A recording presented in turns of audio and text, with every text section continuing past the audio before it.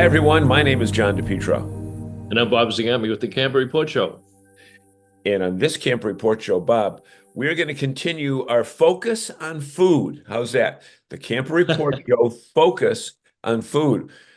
We had such a great response to our barbecue feature recently that we decided to go to Bayley's Camping Resort, one of America's top resorts in Old Orchard Beach, Maine, and talk to a group of campers that are all cooking breakfast at their own campsite and then merging it all together for one big giant breakfast.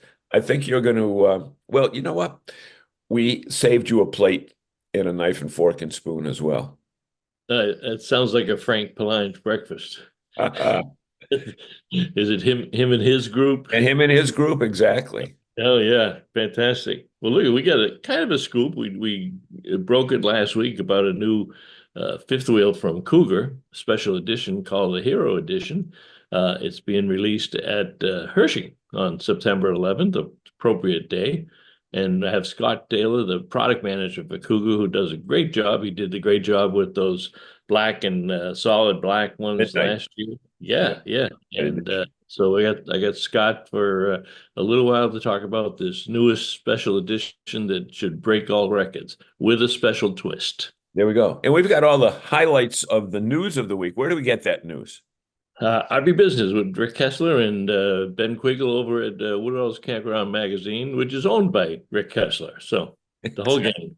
Yeah. So we're going to be back with those stories and all the news right after this, right here on the Camp Report Show. Stay with us, everyone. Hey there, RVers. We get it. Your insurance and warranty needs are as unique as your travel destinations. That's why RVer Insurance has teamed up with Wholesale Warranties to cover all the bases. From health insurance to RV coverage and warranties, we've got you sorted every step of the way. With a solid track record in providing top-notch health insurance and affordable RV insurance options, RV Insurance has you covered. And for those unexpected repair bills, look no further than our friends at Wholesale Warranties, leaders in reliable coverage and customer support. Start your RV protection journey today at rverinsurance.com or wholesalewarranties.com/rverinsurance. Hey everybody, welcome back to the Camp Report Show. My name is John DePietro. This is the news section. I'm with Bob Zagami. And Bob, you know what? When you were in college or high school, you held up this sign. What does that mean? The little peace sign. Okay. Well, Peace Vans. Wasn't that a pretty innovative segue? The Peace sign, the Peace Vans. And I hadn't thought of it before, but that's probably how he named it. Well, exactly. The company in 2013. Yeah. Right. When you look at Harley, he looks like a peacenik. Yeah, anyway, he does. In the video that we'll send the link to. But Peace Vans is known as one of America's top converters for VW vans. And VW has not really come out with an innovative new van in probably, what would you say, 25 or 30 years? Could be more. Could be even 40 years. Yeah. Remember the hippie van? Don't forget, Woodstock was 50 years ago. Yeah, so it could be that long. Yeah. They waited a long time for the new VW bus. Okay, so this VW ID Buzz is going to be convertible. But here's the thing that a lot of people are not aware of, and it's going to be interesting to see if it sways their decision. This is an all-electric bus, and Peace is doing a whole bunch of things with it. Talk about a little bit of They got in early on with Volkswagen, so they did some testing on the pre-production prototypes. So they're the number one source once they start shipping these vans, probably within a few months. But they're going to be converting the ID Buzz, which I guess it's the follow-up to the RV Bus. So instead of a bus now, it's a Buzz. But it is a beautiful van. It actually looks kind of like the old VW bus, and they're going to convert them thoroughly. Now, the first pass, they'll have what they call the Buzz Box, which is going to be the kitchen unit. That's going to be about $8,000 add-on with refrigerator and a sink and a stove, some innovative lighting and charging for your batteries and stuff like that. And their sleeping unit's going to run about $11,000, but they'll be taking out all the seats. You will not have back seats in it. There'll be a fold down bed. They're getting approval on that, but they say they're going to ship these come November of this year. And they will also offer, interesting enough, they're also going to offer a rental program, which I think is very smart. I think there's going to be a lot of people that are going to want to take these things out for a weekend and see what they're like and see if they really do like the electric version of it. But I think a lot of these people that buy these and rent them probably aren't going to go too far. It's going to be a novelty the first year. Sure. Even when Volkswagen came out with the Bug the second time around, it was a novelty that exactly had a flower pot on it. Now, the interesting thing is when you say $11,000 or $8,000, that doesn't include the cost of the vehicle. No. That's the cost of the conversion kit. And interesting enough, they haven't released they will release the pricing when they release the vans in November. So right. You got to put your deposit down and then wait to see. My guess is that it's going to be 50,000 plus, based upon what the ID4, the sedan, came out with at about $50,000. So it's going to be interesting to see who buys them. It's going to be interesting to see how they buy them, and interesting to see if the electric part is going to have anything to do with whether or not people will like it or not. Well, now you've got the Volkswagen electric car, right? The ID4. Is their system considered the best charging system out there? Are they fully covering the states, or are they? I personally think the car itself is a marvelous car. It's a great car to drive. Charging it is an absolute pain if you have to depend upon the public charging systems. And Volkswagen owns Electrify America, which I think is a horror show. 50% of units don't work at any one time. So you go to a place and you see, like at the nearby mall, there's eight power plugs. At least 3 or 4 don't work at any one time. So I've said all along that the vehicle itself is one thing, but the way you charge it is something else. Now, if you have a home charger, that's one thing. You just plug it in at night and it's fine in the morning if you have a level 2. But that's going to be really interesting because even like right up where you are in Kennebunk, Maine, there is a rest area on the side of the the Maine Turnpike. There's 8 or 10 Tesla plugins and just 3 or 4 other charge point plugins. The problem is getting those other units, and you cannot use a Tesla system yet to plug in a Volkswagen. So with that being said, we'll see what happens. But either way, when people buy these, when they want to go camping, if they want to go camping at a KOA, there are going to be more choices. Look at this for a segue. Segue number 2. Unbelievable stuff here. Right into the campground, off the highway and into the campground. Off the highway, into the campground. At a KOA, there's at least 10 more new builds that are being constructed as we speak. Plus, there are several additional conversions from independently owned campgrounds to KOAs, which we should say are still independently owned, but they just have the KOA management and flag on them. So talk a little bit about what it was an article. Really, there's been some major changes at the top at KOA, and they got new franchising people, new business development people, new conversion people.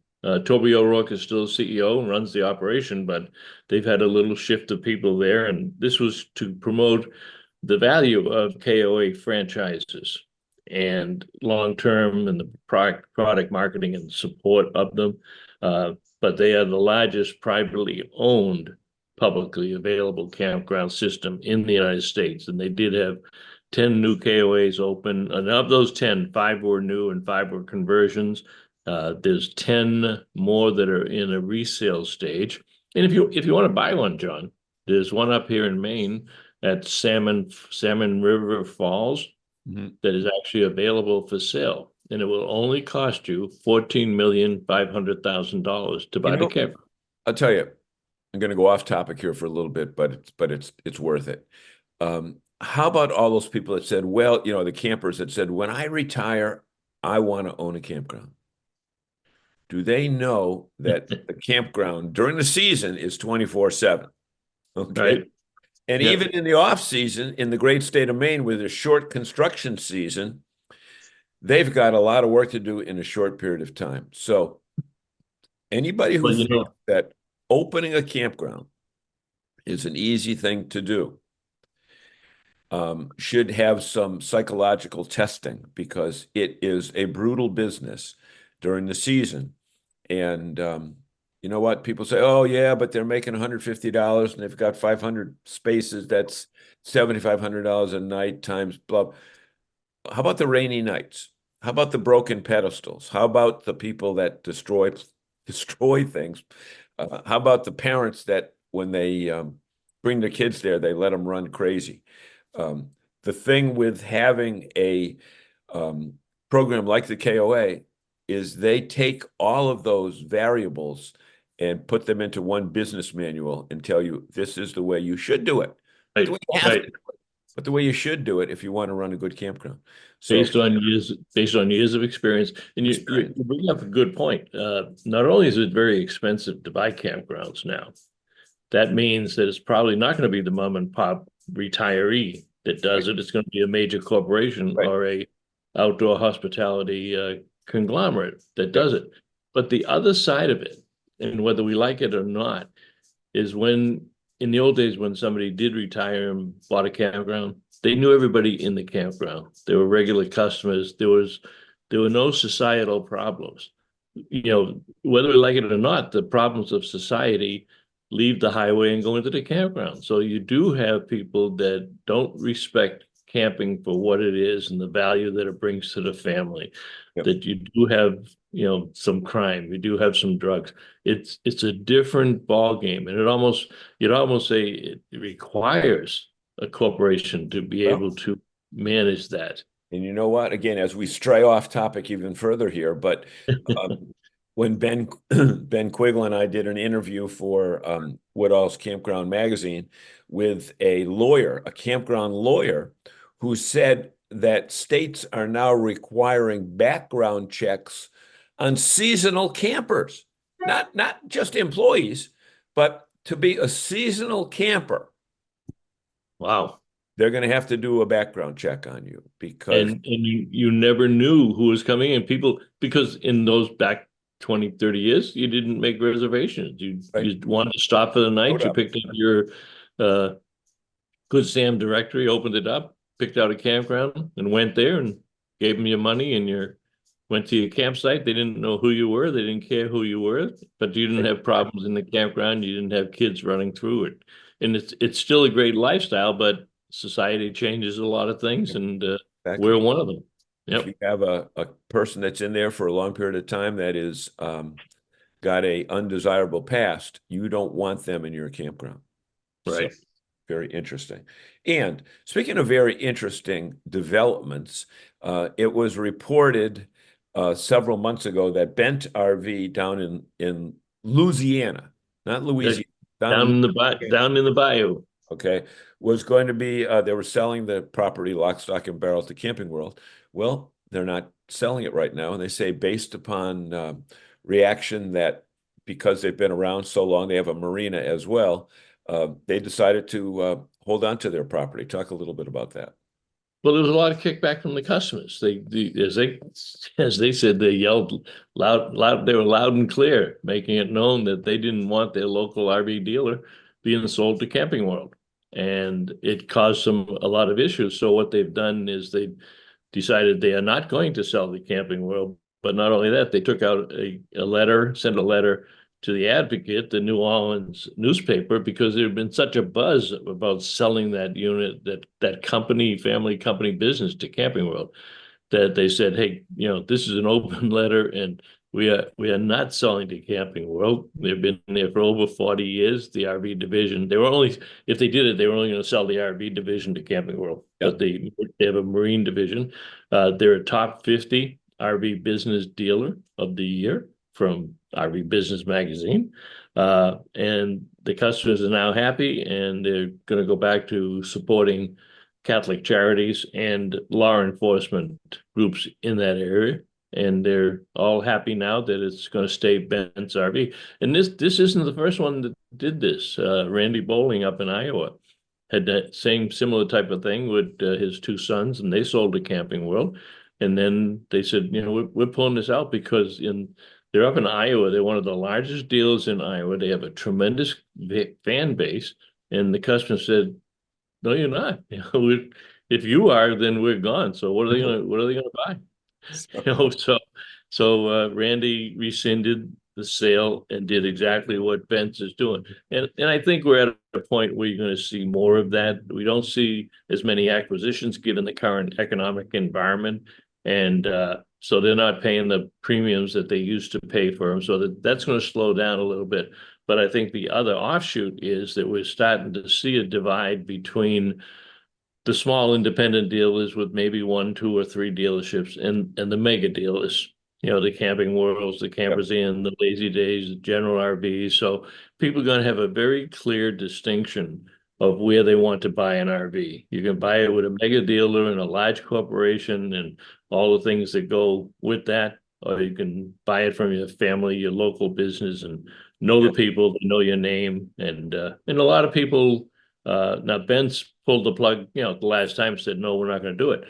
There's another whole group out there that did do it and made a lot of money, but made a miserable life for themselves because the employees didn't stay with the large corporation. So the nice RV dealer down the street that you loved had all different people. It was driven by corporate profits and different business style. So I think we're going through another kind of, much like with the campgrounds, a different segmentation of the RV dealers as we knew them. Yep. No question. And the term family owned still has great value to it in this day and age as well. And as exemplified by Alpenhaus that just opened another dealership. Yep. Again, what, over 50 years, probably close to 60 years now. Yep. Yeah. They've been in operation up in the Northeast. And on the campground side, you're going back to Bayley's for another story on Bayley's, a great family-owned business here in Maine. It's probably 10 miles from the Portland headlight that you see over my left shoulder. Yep, exactly. So that is the news of the week, and those are the stars of the week. And we get all our news from RV Business and Woodall's from our friends Rick and Ben. And tell everybody what they're watching, Bob. The Camper Report Show. Stay with us, everybody. Attention all RVers. Say goodbye to roof worries and hello to worry-free travel with RV Roof Magic. This revolutionary liquid butyl roof coating is specially formulated to protect your RV from the elements, to extend its lifespan and prevent leaks. With simple application and outstanding results, RV Roof Magic is the go-to choice for RV owners seeking superior roof protection. Don't let roof maintenance issues hold you back. RV Roof Magic is the only liquid butyl rubber in the world that offers a one-coat, no-primer coverage and a 10-year warranty. Visit rvroofmagic.com/RVLife and extend your roof another 18 to 20 years. All right, welcome back, everybody, to the Camper Report Show. And we've got Scott Taylor with us today, the product manager for the Cougar product line at Keystone RV. And some of you may have seen a big announcement last week. I know I saw it, and I called Scott and said, I want to get you back on the show. Scott, thanks for coming back on. Tell us what's happening.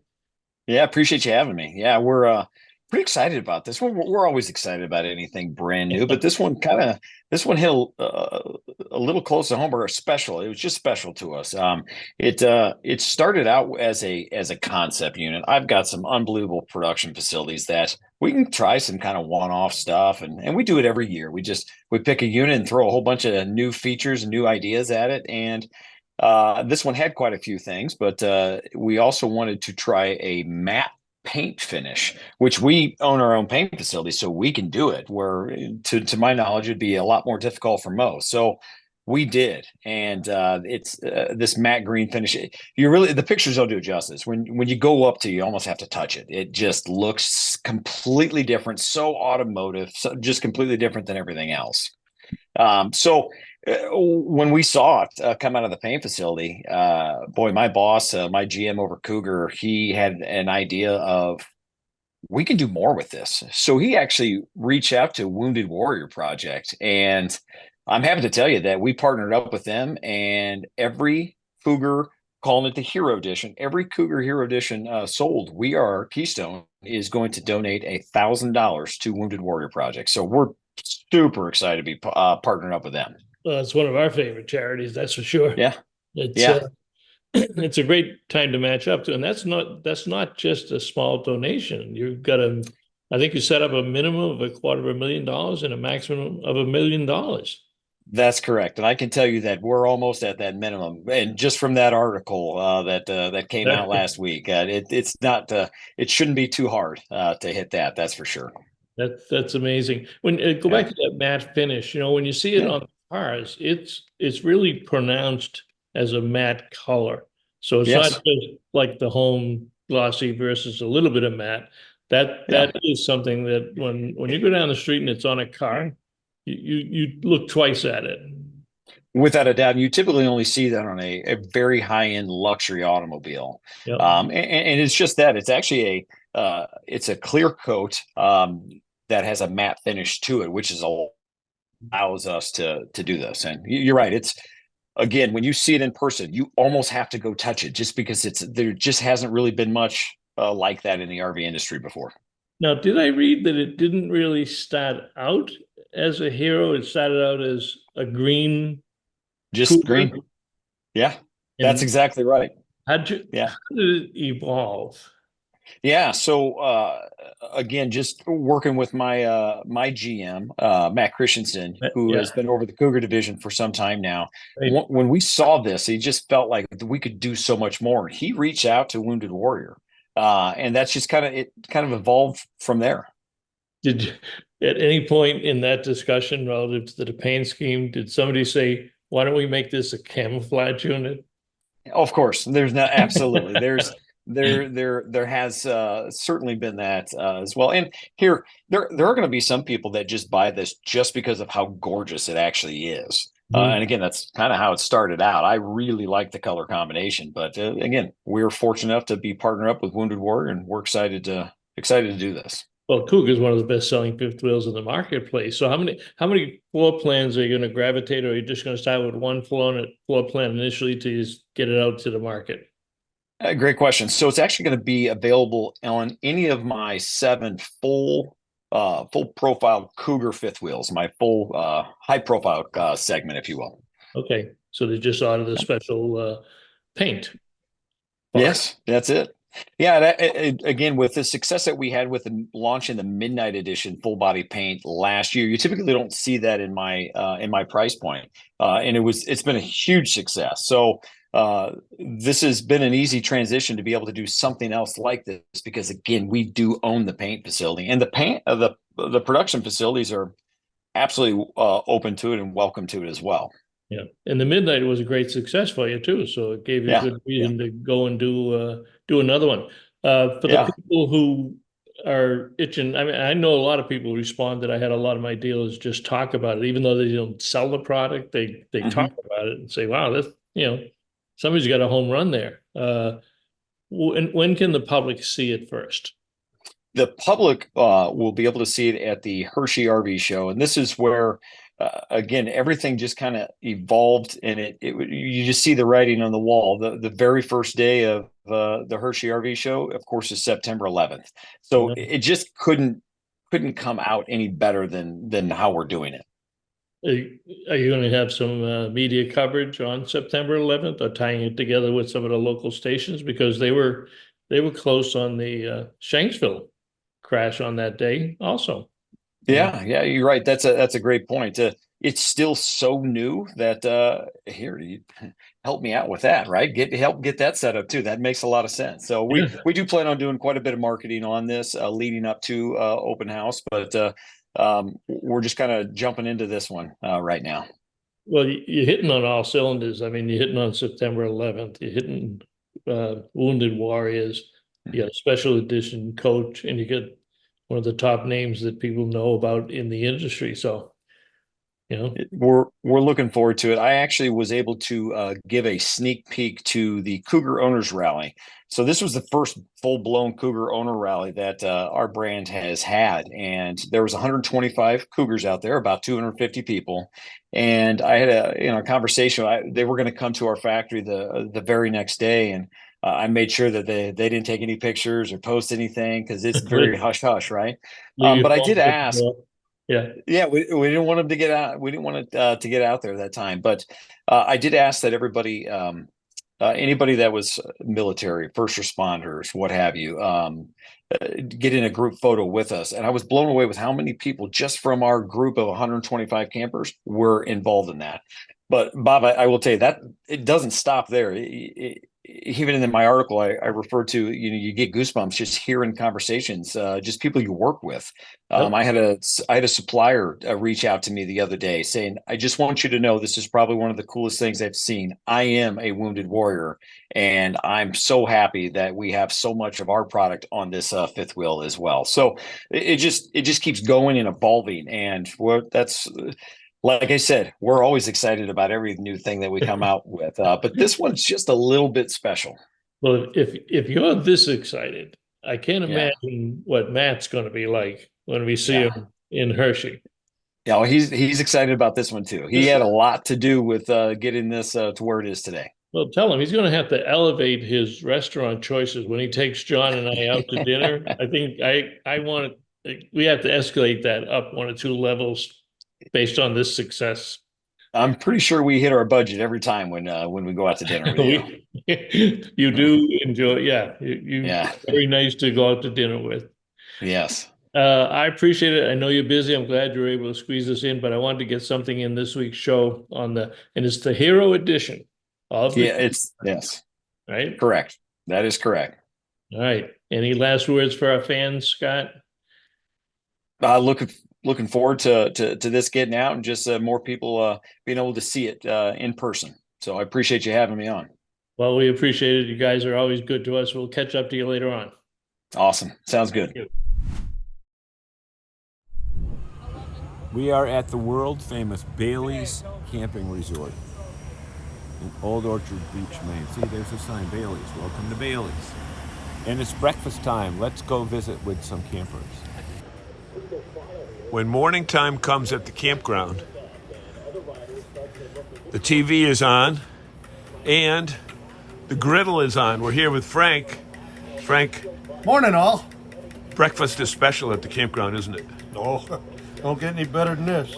So what have you made up there? Today, just scrambled eggs and sausage.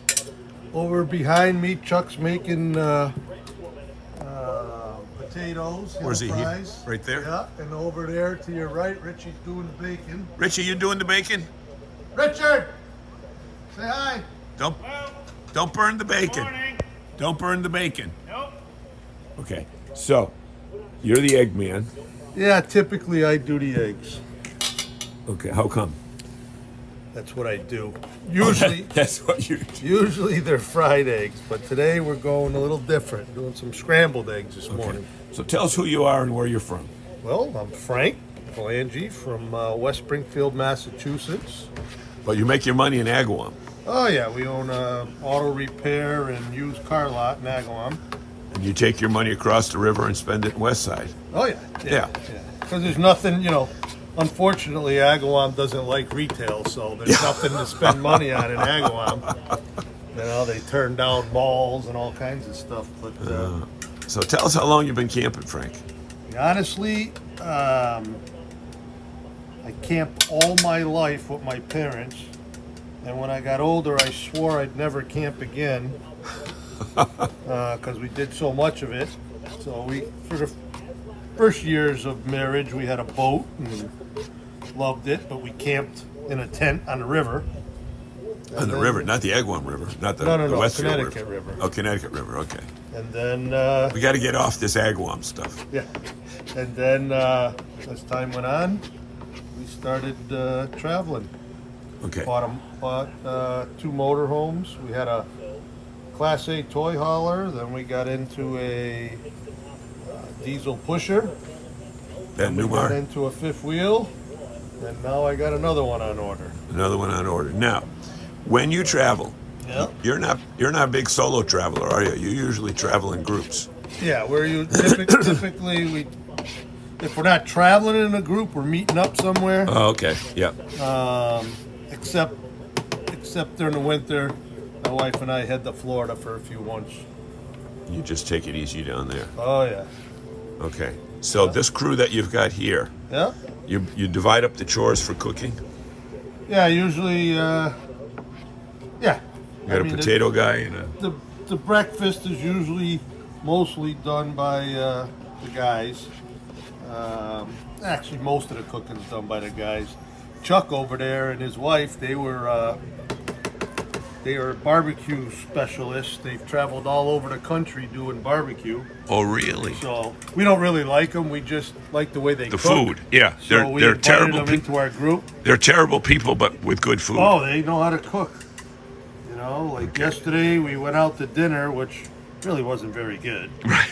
But before we went, Chuck made us some barbecued wings for an appetizer, so it was good. Maybe he has some leftovers. I don't think No there's leftovers such in this thing as group. Leftovers at this campground. That's great. No? Oh, so folks, I maintain there is no sweeter smell anywhere than in the campground when your neighbor's making bacon. Well, I should say preparing bacon. Exactly. On the griddle. On the griddle. On the Blackstone. We were just talking about the other night, and there's something special about campground cooking that you don't get at home, right, Rich? No, they come out. I mean, it's just the smell of it, the taste. It's just much better. I have to disagree. Oh, she has to disagree. Okay, come right ahead. You're on.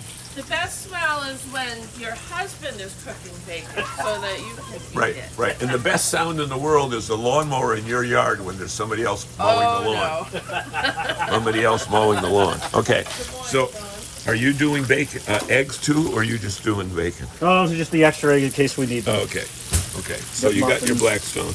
You hook it right up. Oh, you got one of those. Yeah, I got a tank. So tell me how long you've been camping.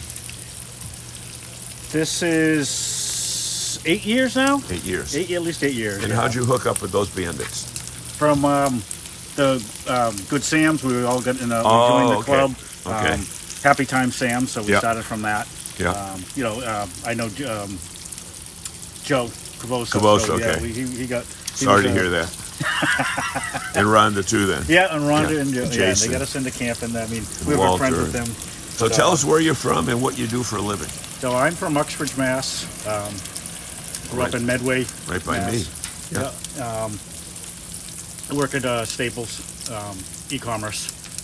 In the headquarters? Yep, and headquarters over at 9 and 9 and 90 30. there. Yeah, yeah. So you know how to make bacon too. Look at that. He doesn't, folks. Look, show me that full one that's done there. The one this that's one? done. No, the one that's already in there. Yep.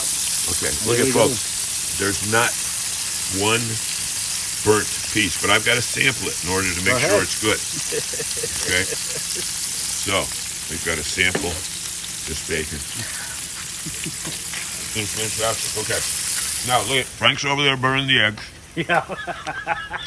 And Chuck's over here doing the potatoes. So eventually you guys all come over to the same table, right? Hey, fine. Okay.